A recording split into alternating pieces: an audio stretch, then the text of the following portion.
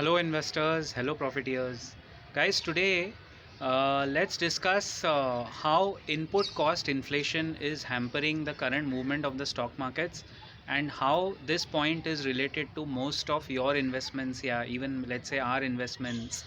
Um, what is input cost inflation? ये नया term कहाँ से आया है and how does it matter in a recession, post recessionary environment?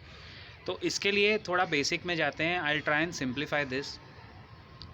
Consider a sector of paints, क्योंकि हम लोग हमेशा उस कंपनी का एग्जाम्पल पहले भी ले चुके हैं. It's a very simple example to understand. आप कोई भी सेक्टर ले लीजिए, बट फॉर हाइपोथेटिकल पर्पजेज आप कंसिडर करो पेंट. पेंट में जो मार्केट लीडर्स हैं इंडिया में, Asian paint and Berger paints. So 90% market share is taken by these two companies, right?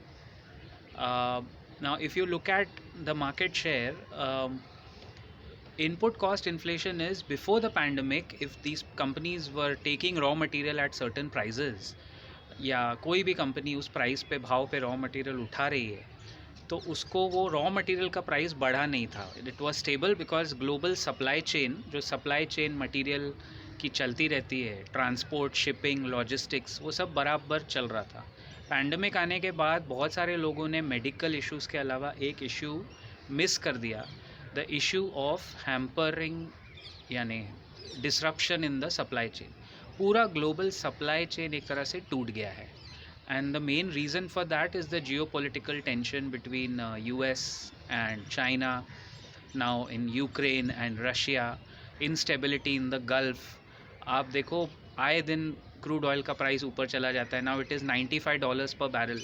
Crude oil का बेसिक प्राइस होना चाहिए $70 to $75 पर बैरल. $60 to $70 पर बैरल में बहुत स्टेबिलिटी है क्रूड प्राइसेस में. सो एशियन पेंट्स जो, या कोई भी पेंट कंपनी जो पेंट प्रोडक्ट्स बनाती है, उसका एक बहुत important derivative ingredient crude oil से आता है. I think it will be fair to say कि 35% of the cost of making that paint comes from crude oil. तो जब भी क्रूड ऑयल का प्राइस 60-65 या उसके नीचे जाएगा, तो आप देखो पेंट स्टॉक्स एकदम मोमेंटरी ऊपर जाते हैं. लेकिन ये तो हो गया एक स्टॉक प्राइस का. But input cost inflation is because the global supply chain is disrupted. Semiconductor shortage बढ़ गया है. nobody knows कि ये सप्लाई चेन वापस नॉर्मलाइज कब होगी. इकोनॉमिस्ट से बात करो तो वो अपनी लंबी लंबी थियोरी लेके शुरू हो जाएंगे. प्रैक्टिकल किसी एनालिस्ट से बात करो तो उसके हिसाब से जो पास्ट एक्सपीरियंस है, as per a past experience 1.5 साल लग सकता है, अनदर 1.5 ईयर. आप देखो semiconductor shortage is not a small thing dear investors. वो सेमीकंडक्टर शॉर्टेज के वजह से ऑटोमोबाइल सेक्टर को इम्पैक्ट हो रहा है, आईटी सेक्टर को इम्पैक्ट हो रहा है. डिमांड साइड, डिमांड बहुत बड़ी है, लेकिन सप्लाई साइड में सप्लाई डिमांड को मैच नहीं कर पा रही है.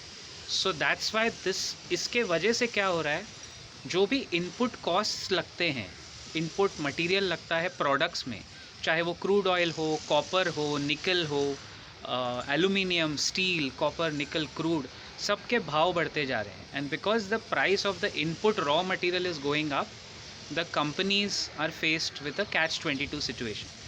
क्या वो कंपनी अपने प्रोडक्ट का भाव बढ़ा के पूरा कस्टमर को पास कर दे? No company would like to do that, and customer भी नहीं चाहेगा कि पूरा उसको भरना पड़े. तो ये फर्स्ट ऑप्शन है. सेकेंड ऑप्शन, क्या वो कंपनी के पास इतना फाइनेंशियल कैपेसिटी है कि रॉ मटेरियल कॉस्ट बढ़ गया है तो वो पूरा का पूरा लोड अपने ही ऊपर ले ले as a company, and customer को भाव बढ़ा के ना दे.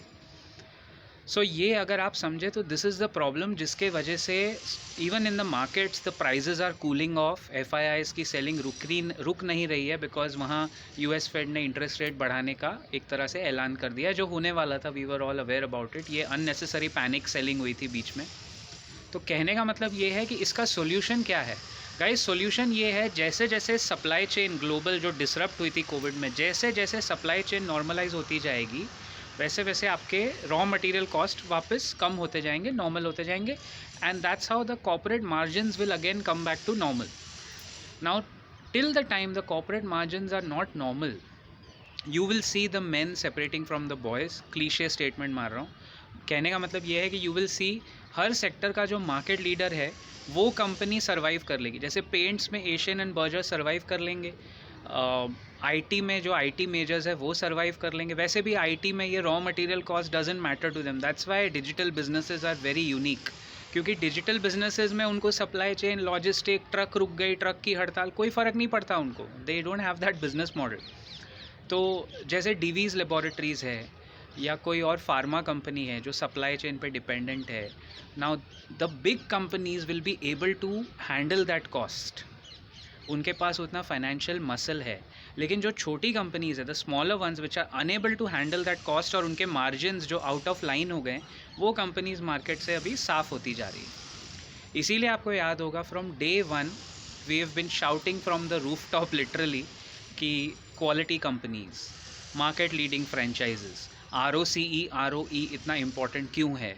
वो इन्हीं दिनों के लिए होता है गाइस, क्योंकि जब लिक्विडिटी मार्केट में कम होने लगती है, जब पैसे की दुकान, पैसे का फ्लो कम होने लगता है, तो जो बड़ी कंपनीज़ हैं वो आगे बढ़ती हैं, large caps and to an extent mid caps, और जो छोटी कंपनीज़ हैं जिनके पास उतना फाइनेंशियल मसल नहीं है वो कम होती जाती है।